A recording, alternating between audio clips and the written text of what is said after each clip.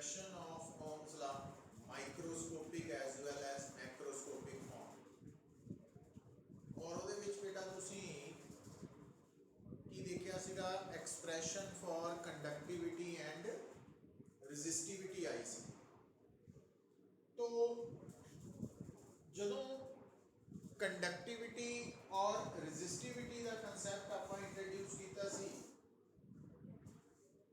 तो ਤੁਹਾਨੂੰ मैं दसिया सी कि जो रजिस्टिविटी है ना, किसी भी सबसटेंस की जो रजिस्टिविटी है वो उसके physical parameters like length area of cross section पे डिपेंड नहीं करती, डिपेंड सिर्फ किहदे ते करती है, नेचर ऑफ मटीरियल ते टैंपरेचर ते। हुण बेटा ये जिहड़ी पॉइंट मैं तुहानूं दसिया सी इसनूं असीं समझ सकते हैं, अंडरस्टैंड कर सकते हैं, क्योंकि लास्ट जिहड़ा लैक्चर सी उहदे विच जदों असीं कंडक्टिविटी या रजिस्टिविटी दी एक्सप्रैशन डिराइव कीती सी तो उहदे विच तुसीं की देखिया कि जिहड़ी रजिस्टिविटी है उहदा फार्मूला है m(n)e² टाउ। ये लास्ट टाइम आपां डिस्कस कीता सी resistivity of A substance.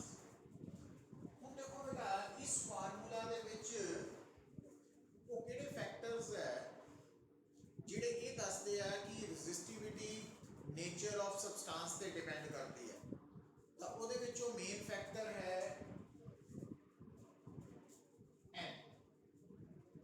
n जो है ਇਹਨੂੰ ਅਸੀਂ करंट इलैक्ट्रिसिटी ਦੇ ਵਿੱਚ number density of free charges ਦੇ ਨਾਲ ਜਾਣਦੇ ਆ, नंबर ऑफ फ्री चार्जेस पर यूनिट वॉल्यूम। ਹੁਣ एक्चुअली बेटा तुसी नोट करना कि किसी भी सबस्टेंस के अंदर जो number density of free charges है, मतलब स्मॉल n की वैल्यू है ना, वो नेचर ऑफ मटीरियल ते डिपेंडेंट है। डिफरेंट मटीरियल्स लई डिफरेंट सबस्टेंसेस दे लई n की वैल्यू डिफरेंट है। इस करके असी बोलते हैं कि जो रजिस्टिविटी या कंडक्टिविटी है वो कादे ते डिपेंडेंट है, नेचर ऑफ सबस्टेंस। मतलब फॉर एग्जांपल कि अगर मान लो असी मैटल्स की ही गल करते हैं तो मैटल्स के केस के विच बेटा जिदा आयरन मैटल है, दैन सिल्वर है, गोल्ड है, कॉपर है, तो ये सारे मैटल्स जिहड़े है ना इन्हां दे कोल फ्री इलैक्ट्रॉन्स है।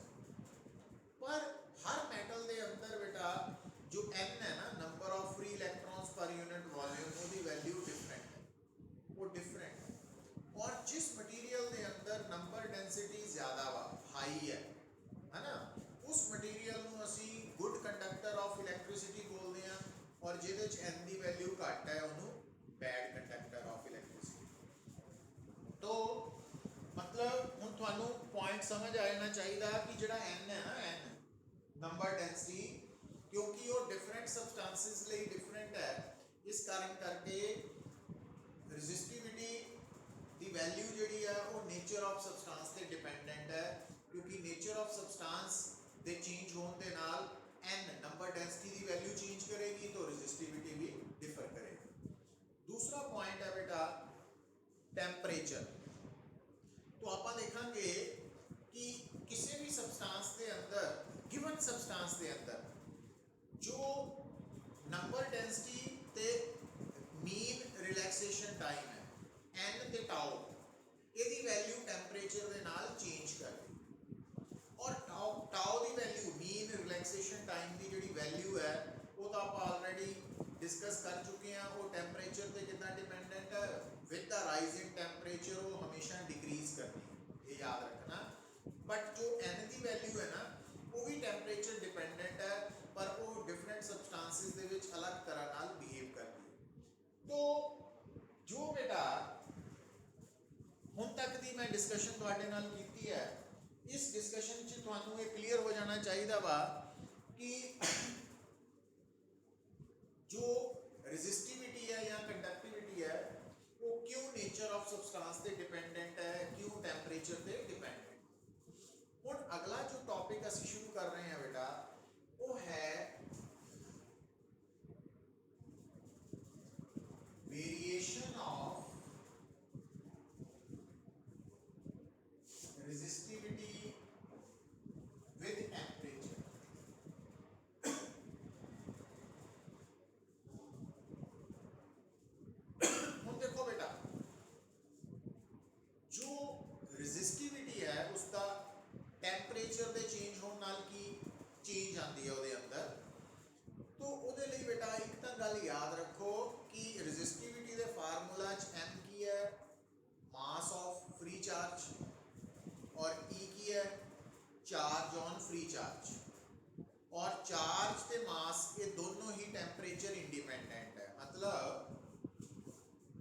ਕਿਸੇ ਵੀ ਸਬਸਟੈਂਸ ਦੇ ਵਿੱਚ m ਔਰ e ਦੀ ਵੈਲਿਊ ਹੈ ਨਾ ਟੈਂਪਰੇਚਰ ਦੇ ਨਾਲ both are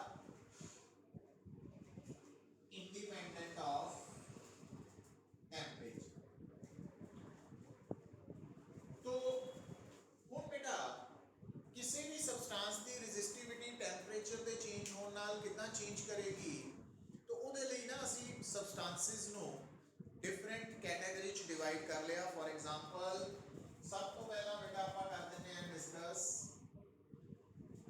मेटल्स, फिर नंबर 2 ਅਸੀਂ ਕਰ ਲੈਨੇ ਆ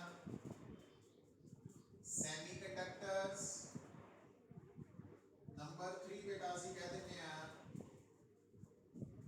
इंसुलेटर्स और नंबर 4 एलॉयज। ਹੁਣ बेटा ਸੈਮੀਕੰਡਕਟਰਸ ਦੇ ਵਿੱਚ ਇੱਕ ਟਰਮ ਆਏਗੀ ਸਿਲੀਕਨ, ਦੂਜਾ ਹੈ ਜਰਮੇਨੀਅਮ। मतलब दो तरह के सैमीकंडक्टर्स है ना, सिलिकॉन एंड जर्मेनियम, प्योर सैमीकंडक्टर्स। तो अगर वो सिलिकॉन या जर्मेनियम की गल कर रहा तो थानू समझ आ जानी चाहिए वो सैमीकंडक्टर की गल कर। अगर वो आयरन की, कॉपर की, सिल्वर की गल कर रहा है, इट मीनस वो मैटल्स की गल कर रहा है। तो इंसुलेटर्स की भी थानू पहचान है। तो एलॉयज के विच बेटा वैसे तो एलॉयज बारे तुसी केमिस्ट्री पढ़ते ही हैं, मिक्सचर ऑफ 2 और more than 2 metals, different metals. तो ਇੱਥੇ ਸਾਡੇ ਜਿਹੜੇ ਐਲॉयਜ਼ ਹੈ, ਮੇਨ ਐਲॉयਜ਼ ਹੈ, ਉਹਨਾਂ ਦਾ ਨਾਮ ਹੋਏਗਾ ਕਨਸਟੈਂਟਨ ਐਂਡ ਮੈਂਗਾਨੀਨ।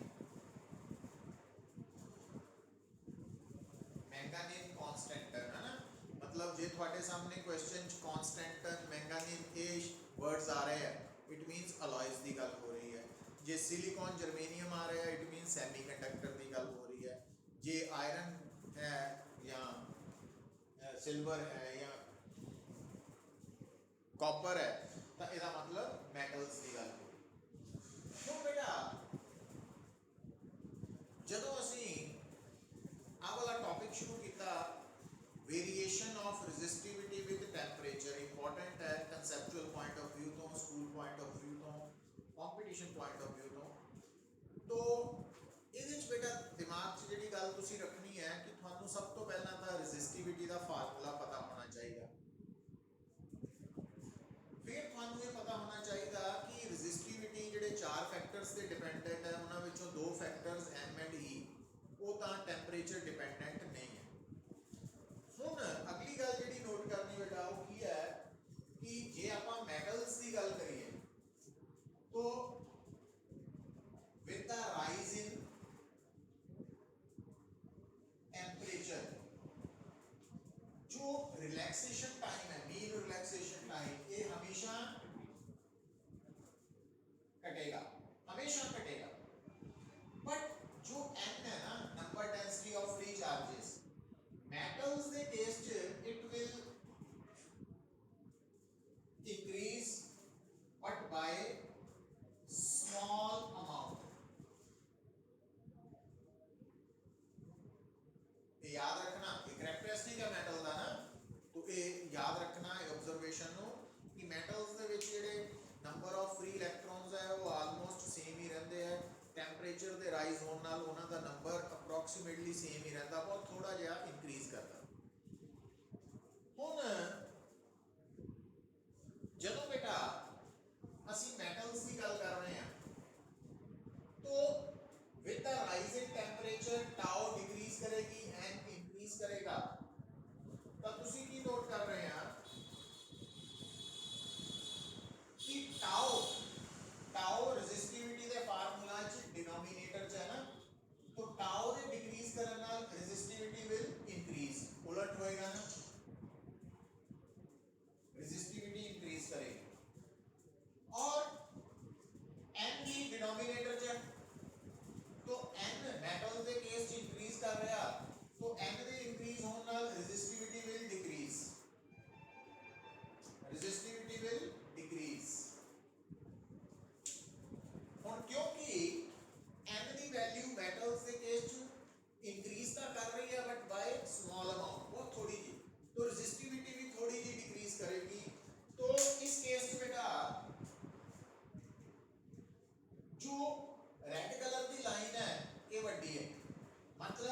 ਮੈਟਲਸ ਦੇ ਕੇਸ ਚ ਆਹ ਵਾਲਾ ਫੈਕਟਰ ਜੋ ਹੈ ਡੋਮੀਨੇਟਸ ਕਰ ਜਾਂਦਾ।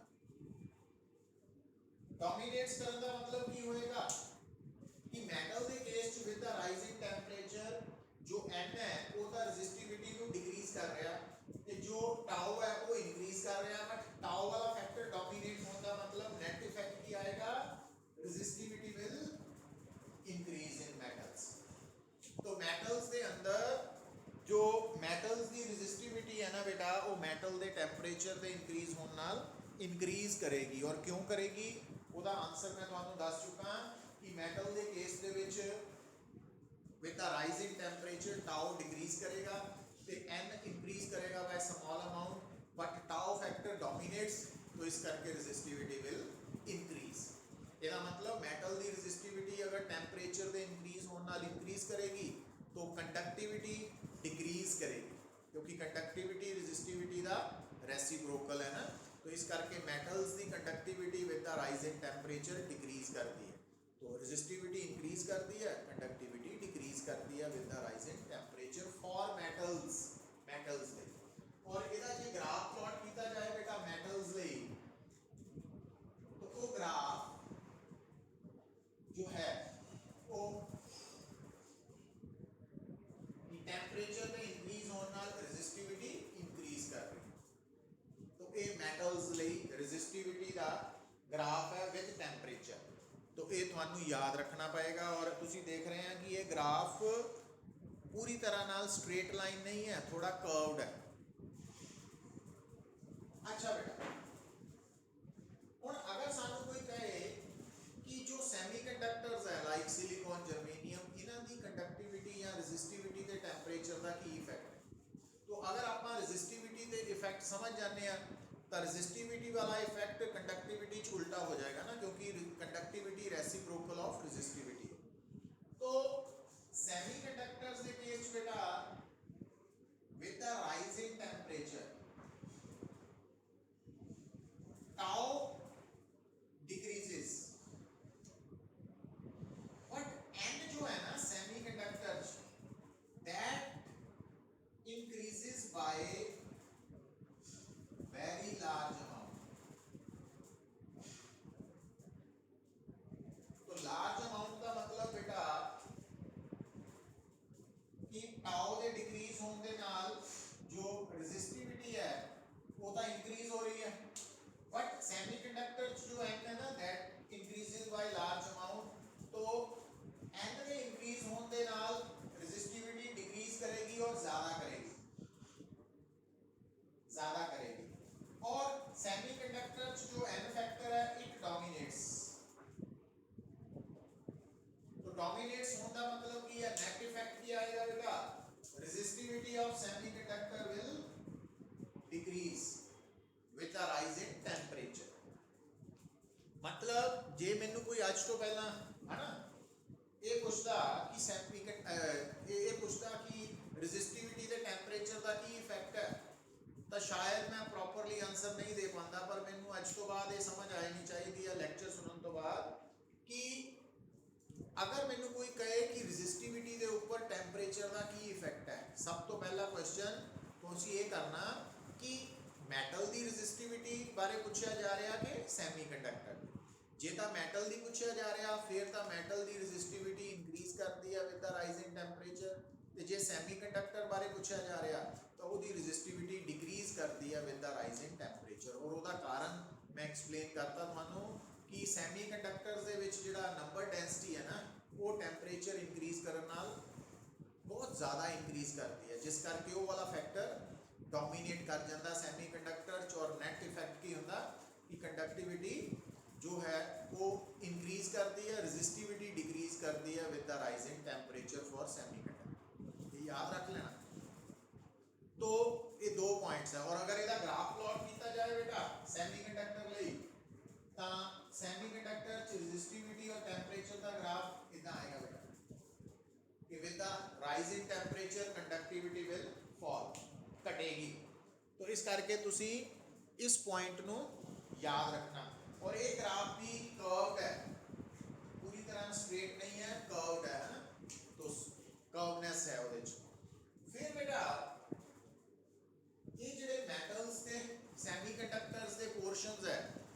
ਤਾਂ ਤੁਹਾਨੂੰ ਪੁੱਛੇ ਜਾਣਗੇ ਵਾਈ, ਕਾਰਨ ਵੀ ਦੱਸਣਾ ਪਏਗਾ ਤੁਹਾਨੂੰ। ਬਟ ਜਦੋਂ ਅਸੀਂ ਇਨਸੂਲੇਟਰਸ ਤੇ ਅਲਾਇਜ਼ ਦੀ ਗੱਲ ਕਰਦੇ ਆ ਬੇਟਾ, तो ਇਹਨਾਂ ਦੀ ਰੈਜ਼ਿਸਟਿਵਿਟੀ ਦੇ ਉੱਪਰ ਟੈਂਪਰੇਚਰ ਦਾ ਕੀ ਇਫੈਕਟ ਹੈ, ਉਹ ਤੁਸੀਂ ਡਾਇਰੈਕਟ ਰਿਜ਼ਲਟਸ ਹੀ ਯਾਦ ਰੱਖਣੇ ਆ। ਉਹਦੇ ਕਾਰਨ ਨਹੀਂ ਕਿਸੇ ਨੇ ਪੁੱਛਣੇ ਵੀ ਨਹੀਂ ਹੈ, ਔਰ ਤੁਹਾਨੂੰ ਪਤਾ ਵੀ ਨਹੀਂ ਇਸ ਲੈਵਲ ਤੇ ਤੁਸੀਂ ਉਹਨੂੰ ਐਕਸਪਲੇਨ ਵੀ ਨਹੀਂ ਆਪਾਂ ਕਰ ਸਕਦੇ ਇੱਕ ਲਾਈਨ ਦੇ ਵਿੱਚ ਜਾਂ ਦੋ ਲਾਈਨਸ ਦੇ ਵਿੱਚ, ਉਹ ਜਸਟ ਯਾਦ ਹੀ ਰੱਖਣੇ ਵਾਲੇ। ਉਹ ਕੀ ਹੈ ਕਿ ਇਨਸੂਲੇਟਰਸ ਦੇ ਕੇਸ ਦੇ ਵਿੱਚ with the rise in temperature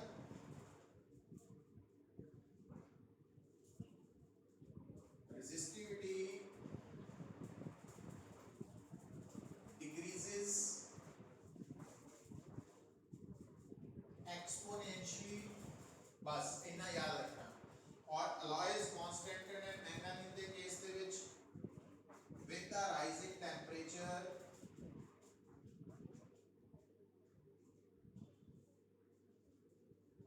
resistivity remains almost constant। तो ये याद रख लेना बस, क्यों है ਉਹਦੇ ਬਾਰੇ ਸੋਚਣ ਦੀ ਲੋੜ ਨਹੀਂ, ਨਾ ਕਿਸੇ ਨੇ ਪੁੱਛਣਾ ਵਾ, तो क्योंकि ਉਹਦੀ ਐਕਸਪਲੇਨੇਸ਼ਨ ਇਨੀ ਈਜ਼ੀ ਵੇ ਚ ਨਹੀਂ ਹੋਣੀ, ਔਰ ਨਾ ਹੀ ਸਾਡੇ ਸਿਲੇਬਸ 'ਚ ਹੈ, ਨਾ ਹੀ ਕੰਪੀਟੀਸ਼ਨ ਲਈ ਹੈ, तो ਉਹਦੀ ਰਿਕੁਆਇਰਮੈਂਟ ਨਹੀਂ ਹੈ। तो इस तरह बेटा ਤੁਹਾਨੂੰ ਪਤਾ ਲੱਗਣਾ ਚਾਹੀਦਾ ਕਿ ਮੈਟਲਸ ਦੀ ਰੈਜ਼ਿਸਟਿਵਿਟੀ ਤੇ ਟੈਂਪਰੇਚਰ ਦਾ ਕੀ ਇਫੈਕਟ ਹੈ, ਸੈਮੀ ਕੰਡਕਟਰ ਦੀ ਰੈਜ਼ਿਸਟਿਵਿਟੀ ਤੇ ਕੀ ਇਫੈਕਟ ਹੈ ਨਾ, ਐਲੋਇਜ਼ ਦੀ, ਇਨਸੂਲੇਟਰਸ ਦੀ। तो ये सारा रिजल्ट्स ਤੁਹਾਨੂੰ याद होने चाहिए। बट कंप्लीट एक्सप्लेनेशन सिर्फ मैटल्स ते सेमीकंडक्टर्स ਦੀ याद करनी है, इंसुलेटर और अलॉयज ਦਾ सिर्फ रिजल्ट ही याद रखना, रिटेन करना ਤੁਸੀਂ। तो ਇੱਥੇ तक ਕਿਸੇ ਨੂੰ ਕੋਈ डाउट बेटा? गुरलीन, लक्ष्या,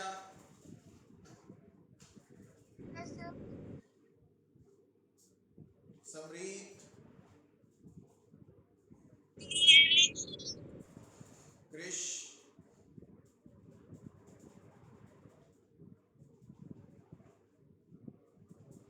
अरमन,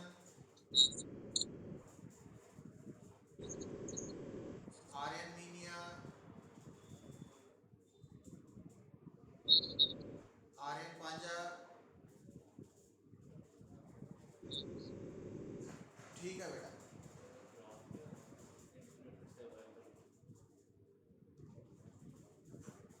ग्राफ सिर्फ सेमीकंडक्टर ते मेटल्स ਦੇ ਹੀ ਆਣੇ ਆ। ਹੁਣ ਦੇਖੋ ਇੱਕ ਗੱਲ ਹੋਰ ਸੁਣੋ बेटा, बड़ा इंपॉर्टेंट पॉइंट है, इन्हें याद रखियो।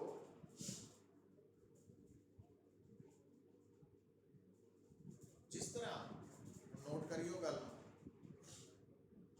सब तो पहला एक न्यूमेरिकल लिखो, फिर मैं इन्हें एक्सप्लेन करना इस पॉइंट नो। A metallic wire has a resistance of 5 ohm। A metallic wire has a resistance of 5 ohm।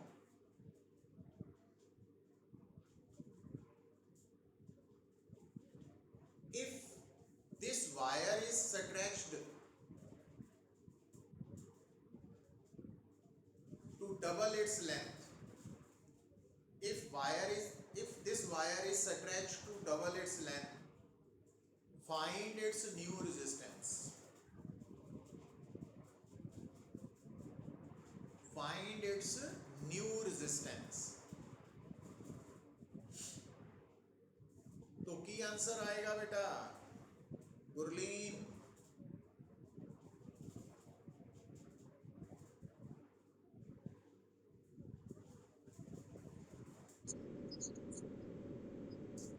Double हो जाएगी। क्यों?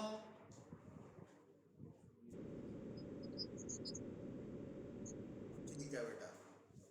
लक्ष्य, ठीक है बेटा। लक्ष्य,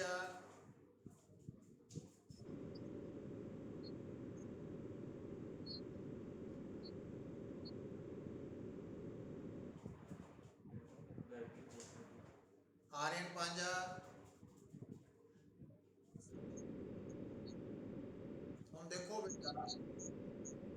ਹੈ।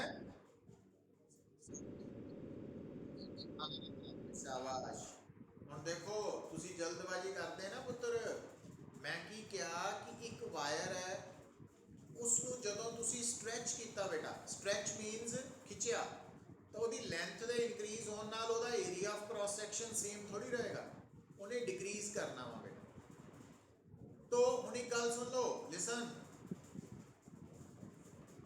ਅਗਰ ਬੇਟਾ ਲਿਸਨ ਧਿਆਨ ਨਾਲ, ਜਦੋਂ ਤੁਹਾਨੂੰ ਕਿਸੇ ਵੀ ਨੂਮੈਰੀਕਲ ਦੇ ਵਿੱਚ, ਜੋ ਮੈਂ ਬੋਲ ਰਿਹਾ ਨਾ ਇਹਨੂੰ ਧਿਆਨ ਨਾਲ ਸੁਣਿਓ ਬੇਟਾ, ਜਦੋਂ ਤੁਹਾਨੂੰ ਕਿਸੇ ਵੀ ਨੂਮੈਰੀਕਲ ਦੇ ਵਿੱਚ ਇਹ ਬੋਲਿਆ ਜਾਏ ਕਿ ਵਾਇਰ ਇਜ਼ ਸਟ੍ਰੈਚਡ, ਠੀਕ ਹੈ, ਉਦੋਂ ਲੈਂਥ और एरिया ऑफ क्रॉस सेक्शन दोनों ने चेंज होना वा, तो ये समझ जाना वा। बट वॉल्यूम कांस्टेंट एज्यूम करना, मतलब वायर का वॉल्यूम नहीं चेंज हो रहा, लेंथ और एरिया दोनों बदल रहे हैं, तो इतना बदल रहे हैं कि वॉल्यूम कांस्टेंट है। स्ट्रैच वर्ड भी बेटा यूज हो सकता, रीकास्ट। रीकास्ट मतलब कि जी साडे को एक वायर है, ਉਹਨੂੰ ਮੈਲਟ ਕਰਕੇ ਨਵੀਂ ਵਾਇਰ ਤਿਆਰ ਕੀਤੀ ਹੈ ਨਾ, ਨਵੀਂ ਵਾਇਰ ਤਿਆਰ ਕੀਤੀ, ਇਹਦਾ ਮਤਲਬ ਜੇ ਪੁਰਾਣੀ ਵਾਇਰ ਤੋਂ ਹੀ ਨਵੀਂ ਵਾਇਰ ਤਿਆਰ ਕੀਤੀ ਹੈ ਤਾਂ ਵੋਲਿਊਮ ਕਾਂਸਟੈਂਟ ਰਹੇਗਾ। ਤੋ ਹੁਣ ਧਿਆਨ ਦੇਣਾ ਤੁਸੀਂ ਬੇਟਾ, ਜਦੋਂ ਤੁਹਾਨੂੰ ਇਹ ਬੋਲਿਆ ਜਾਏ ਕਿ ਵਾਇਰ ਇਜ਼ ਸਟ੍ਰੈਚਡ ਔਰ ਰੀਕਾਸਟ, ਰੀਕਾਸਟ, ਤਾਂ ਉੱਥੇ ਵੋਲਿਊਮ ਕਾਂਸਟੈਂਟ ਹੈ, ਵੋਲਿਊਮ ਕਾਂਸਟੈਂਟ ਹੈ। ਤਾਂ ਤੁਸੀਂ ਬੇਟਾ ਜਿਹੜਾ ਤੁਹਾਡਾ ਰੈਜ਼ਿਸਟੈਂਸ ਦਾ ਫਾਰਮੂਲਾ ਹੈ ਨਾ, R is equal to rho L by A, ਇਸ ਫਾਰਮੂਲਾ 'ਚ ਨਾ ਲੈਂਥ ਔਰ ਏਰੀਆ ਦੋਨਾਂ ਨੇ ਚੇਂਜ ਹੋਣਾ ਵਾ ਜਦੋਂ ਅਸੀਂ ਵਾਇਰ ਨੂੰ ਸਟ੍ਰੈਚ ਕਰਨਾ ਜਾਂ ਰੀਕਾਸਟ ਕਰਨਾ, ਪਰ ਵੋਲਿਊਮ ਕਾਂਸਟੈਂਟ ਰਹੇਗਾ, ਪਰ ਵੋਲਿਊਮ ਨਹੀਂ ਚੇਂਜ ਹੋਏਗਾ। तो ਅਸੀਂ ਕੀ ਕਰਨਾ, ਇਹ ਜਿਹੜਾ ਫਾਰਮੂਲਾ ਹੈ ਨਾ, ਇਹਨੂੰ ਅਨਦਰ ਫਾਰਮ 'ਚ ਸ਼ਿਫਟ ਕਰਨਾ ਜਿਹਦੇ ਵਿੱਚ ਮਿਨੀਮਮ ਵੇਰੀਏਬਲਸ ਰਹਿਣ। ਮਤਲਬ ਇਸ ਫਾਰਮੂਲਾ 'ਚ ਜਦੋਂ ਆਪਾਂ ਵਾਇਰ ਨੂੰ ਸਟ੍ਰੈਚ ਕਰ ਰਹੇ ਹਾਂ ਜਾਂ ਰੀਕਾਸਟ ਕਰ ਰਹੇ ਹਾਂ ਤਾਂ ਲੈਂਥ ਦੇ ਨਾਲ ਨਾਲ ਏਰੀਆ ਵੀ ਬਦਲ ਰਿਹਾ ਨਾ, ਤਾਂ ਇਹਦੇ ਵਿੱਚ ਦੋਨੋਂ ਵੇਰੀਏਬਲਸ ਹੈ। ਪਰ ਜਦੋਂ ਅਸੀਂ ਇਸ ਤਰ੍ਹਾਂ ਦੇ ਨੂਮੈਰੀਕਲ ਸੋਲਵ ਕਰਨੇ ਆ ਤਾਂ ਤੁਸੀਂ ਉਹਦੇ ਵਿੱਚ ਇਸ ਫਾਰਮੂਲਾ ਦੀ ਬਜਾਏ ਇਹਨੂੰ ਮੋਡੀਫਾਈ ਕਿੱਦਾਂ ਕਰਨਾ, ਤੁਸੀਂ ਬੇਟਾ वॉल्यूम नाल मान लेना, और ये वॉल्यूम कांस्टेंट है, ये कांस्टेंट रहना बेटा। तो तुसी की करना बेटा, अगर थानू जितना कि इस न्यूमेरिकल च सिर्फ लेंथ बारे इंफॉर्मेशन दिती है, एरिया बारे नहीं दिती हुई, तब तुसी रेजिस्टेंस का ਜਿਹੜਾ ਫਾਰਮੂਲਾ ਹੈ ਨਾ rho L by A, ਇਹਨੂੰ ਇਹਦੇ ਚੋਂ ਏਰੀਆ ਨੂੰ ਆਪਾਂ एलिमिनेट कर देना कितना, volume is equal to area into length वाले फार्मूला नु यूज करके। तो ये वॉल्यूम ओवर लेंथ आ वैल्यू पुट करके थे तो r बिकम्स रो, तो जो a की वैल्यू पुट करोगे तो आ l ऊपर चल जाना बेटा, l स्क्वायर बाय वॉल्यूम बन जाना, क्योंकि हुन बाकी फैक्टर्स कांस्टेंट है, तो तुसी इस फार्मूला का अकॉर्डिंगली यूज करना है ना। मतलब हुन L नहीं सोचना, L स्क्वायर है, क्योंकि एरिया का फैक्टर भी कंसीडर हो गया। अच्छा, और अगर बेटा ਇਹਦਾ मतलब ਤੁਹਾਡਾ ਇਹ ਆਨਸਰ ਕਿੰਨਾ ਆਏਗਾ, क्योंकि लेंथ डबल हुई है ना, तो डबल का स्क्वायर मतलब 4 टाइम, तो रेजिस्टेंस ਜਿਹੜੀ है वो डबल नहीं होनी, 4 टाइम्स होनी है, मतलब न्यू रेजिस्टेंस 20 ओम होएगी बेटा, 20 ओम होएगी ਇਹਦੇ ਚ। अच्छा, ਹੁਣ जिस तरह इस न्यूमेरिकल ਦੇ ਵਿੱਚ ਤੁਹਾਨੂੰ लेंथ बारे इंफॉर्मेशन है, एरिया बारे नहीं सी, तो ਆਪਾਂ रेजिस्टेंस ਦਾ फार्मूला लेंथ ਦੀ टर्म ਚ ਕਨਵਰਟ ਕਰ ਲਿਆ, रेजिस्टेंस एलिमिनेट करती क्योंकि वॉल्यूम कांस्टेंट है, तो ਉਹਨੂੰ इंट्रोड्यूस करता। ਹੁਣ ਕਈ ਵਾਰ ਬੇਟਾ ਤੁਹਾਨੂੰ ਲੈਂਥ ਦੀ ਨਹੀਂ ਏਰੀਆ ਦੀ ਇਨਫੋਰਮੇਸ਼ਨ ਹੋਏਗੀ, तो उस केस ਕੀ ਕਰਨਾ ਤੁਸੀਂ, उस केस ਦੇ ਵਿੱਚ volume is equal to AL, तो L ਨੂੰ एलिमिनेट कर देना बेटा, तो R is equal to rho, तो उस केस ਦੇ ਵਿੱਚ अच्छा ਹੁਣ ਕਿਸੇ ਵੀ ਵਾਇਰ, क्योंकि ਤਾਂ ਸਿਲੰਡਰ ਦਾ ਏਰੀਆ ਜਿਹੜਾ ਵਾ ਉਹ ਕਿਹਦੇ ਤੇ ਡਿਪੈਂਡੈਂਟ ਹੈ ਸਿਲੰਡਰ ਦਾ ਏਰੀਆ ਜਾਂ ਤਾਂ ਪਾਈ ਆਰ ਸਕੁਅਰ ਹੈ ਜਾਂ ਪਾਈ डी स्क्वायर बाय मतलब r सिलेंडर का रेडियस है या डायमीटर है ना तो इथे पुट करेंगे क्योंकि पाई भी कांस्टेंट है पाई बाय 4 भी कांस्टेंट है तो इसका मतलब रेजिस्टेंस इज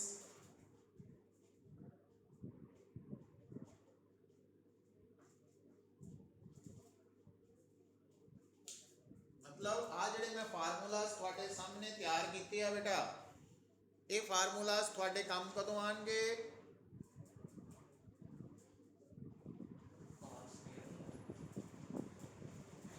a स्क्वायर है ना पुत्र तो a की वैल्यू r स्क्वायर पे डिपेंड करती तो a स्क्वायर भी की करूं r की पावर 4 पे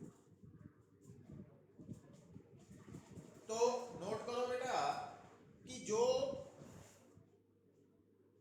एक कंसेप्ट है कि अगर ਤੁਹਾਡੇ सामने एक न्यूमेरिकल आ रहा ਜਿਹਦੇ ਵਿੱਚ वायर स्ट्रेच हो रही है या वर्ड रीड्रॉन हो रही है या रीकास्ट हो रही है ਤਾਂ ਉਹਦਾ मतलब उस वायर की शेप मतलब साइज बदलिया जा रहा बट उस वायर का वॉल्यूम कांस्टेंट है तो ਤੁਸੀਂ ਕੀ करना उस केस ਦੇ ਵਿੱਚ ਜਿਹੜਾ फार्मूला है ना r वाला rho l by a ਉਹਨੂੰ रीडिजाइन करना रीडिजाइन ਕਿੱਦਾਂ करना volume is equal to al ਤੋਂ और ख्याल की रखना ਜੇ ਤੁਹਾਨੂੰ ਸਿਰਫ ਲੈਂਥ ਦੀ ਇਨਫੋਰਮੇਸ਼ਨ ਹੈ ਤਾਂ ਤੁਸੀਂ volume is equal to al ਤੋਂ ਏਰੀਆ ਦੀ ਵੈਲਿਊ ਪੁੱਟ ਕਰ ਦੇਣੀ ਹੈ ਤੇ ਤੁਹਾਡਾ ਰੈਜ਼ਿਸਟੈਂਸ ਦਾ ਫਾਰਮੂਲਾ ਲੈਂਥ ਦੀ ਟਰਮ ਚ ਆ ਜਾਏਗਾ ਤੇ ਜੇ ਤੁਹਾਨੂੰ ਏਰੀਆ ਦੀ ਇਨਫੋਰਮੇਸ਼ਨ ਹੈ ਤਾਂ ਫਿਰ ਤੁਸੀਂ volume is equal to al ਤੋਂ ਲੈਂਥ ਦੀ ਵੈਲਿਊ ਕੱਢ ਕੇ ਉਹ ਪੁੱਟ ਕਰਕੇ ਰੈਜ਼ਿਸਟੈਂਸ ਦਾ ਫਾਰਮੂਲਾ ਏਰੀਆ ਦੀ ਟਰਮ ਚ ਲੈ ਲੈਣਾ ਵਾ ਔਰ ਏਰੀਆ ਤੋਂ ਤੁਸੀਂ ਡਾਇਆਮੀਟਰ ਜਾਂ ਰੇਡੀਅਸ ਦੀ ਟਰਮ ਚ ਵੀ ਕਨਵਰਟ ਕਰ ਸਕਦੇ ਹੋ और समझ जाओ क्योंकि area directly proportional to r square है तो आ a स्क्वायर है a नहीं है इसका मतलब इथे r स्क्वायर का square r raise to power 4 आ जाना ठीक है डायमीटर तो लिख लो न्यूमेरिकल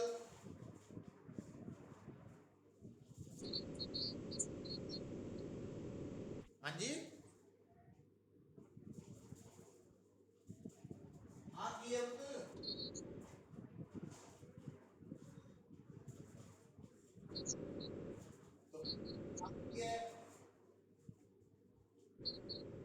आधे डिपेंडेंट है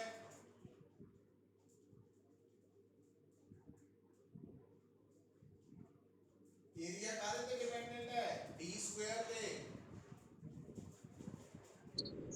फिर a स्क्वायर कादे डिपेंडेंट हो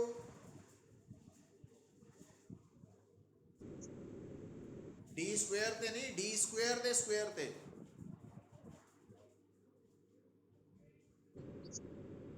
तो ਇਹਦਾ मतलब d स्क्वायर ਦਾ स्क्वायर ਕੀ ਹੈ d ਦੀ ਪਾਵਰ 4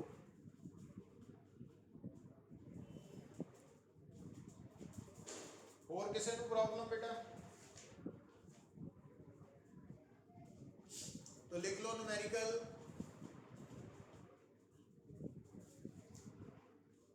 राइट देखो बेटा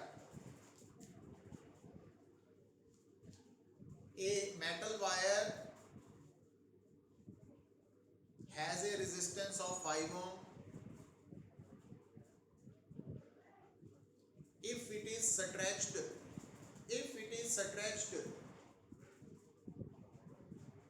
to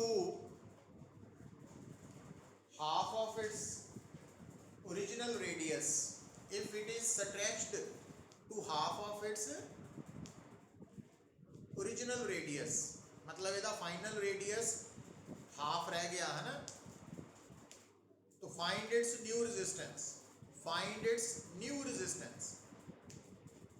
ਹੁਣ बेटा ਕਿਹੜਾ ਫਾਰਮੂਲਾ ਤੁਸੀਂ ਦੇਖੋ ਜੇ ਤਾਂ ਤੁਸੀਂ ਸਬਜੈਕਟਿਵ ਕੁਐਸਚਨ ਕਰ ਰਹੇ ਆ ਐਗਜ਼ਾਮ ਫਿਰ ਤੁਸੀਂ ਆ ਫਾਰਮੂਲਾ ਲਿਖੋਗੇ ਫਿਰ ਆ ਫਾਰਮੂਲਾ ਲਿਖ ਕੇ ਇੱਥੇ ਤੱਕ ਪਹੁੰਚੋਗੇ ਨਾ ਉਸ ਤੋਂ ਬਾਅਦ ਸੋਲਵ ਕਰੋਗੇ ਪਰ ਕੰਪੀਟੀਸ਼ਨ ਚ ਤਾਂ ਤੁਸੀਂ ਡਾਇਰੈਕਟ ਰਿਜ਼ਲਟਸ ਵੀ ਯੂਜ਼ ਕਰ ਸਕਦੇ ਹੋ ਹੁਣ ਇਹਦੇ ਵਿੱਚ ਤੁਹਾਨੂੰ ਕਿੱਦਾਂ ਪਤਾ ਲੱਗਾ ਕਿਹੜਾ ਫਾਰਮੂਲਾ ਯੂਜ਼ ਕਰਨਾ ਕਿਉਂਕਿ ਇਸ ਨੂਮੈਰੀਕਲ ਚ ਨਾ ਤੁਹਾਨੂੰ ਸਿਰਫ ਰੇਡੀਅਸ ਬਾਰੇ ਇਨਫੋਰਮੇਸ਼ਨ ਹੈ ਲੈਂਥ ਬਾਰੇ ਨਹੀਂ ਹੈ इस करके ਆਪਾਂ ਆ ਵਾਲਾ ਫਾਰਮੂਲਾ ਸਿਲੈਕਟ ਕਰਨੇ ਆ ਜਿਹੜੇ ਰੇਡੀਅਸ ਡਾਇਆਮੀਟਰ ਜਾਂ ਏਰੀਆ ਆਫ ਕ੍ਰਾਸ ਸੈਕਸ਼ਨ ਤੇ ਡਿਪੈਂਡੈਂਟ ਹੈ तो ਹੁਣ बेटा क्योंकि ਜਿਹੜੀ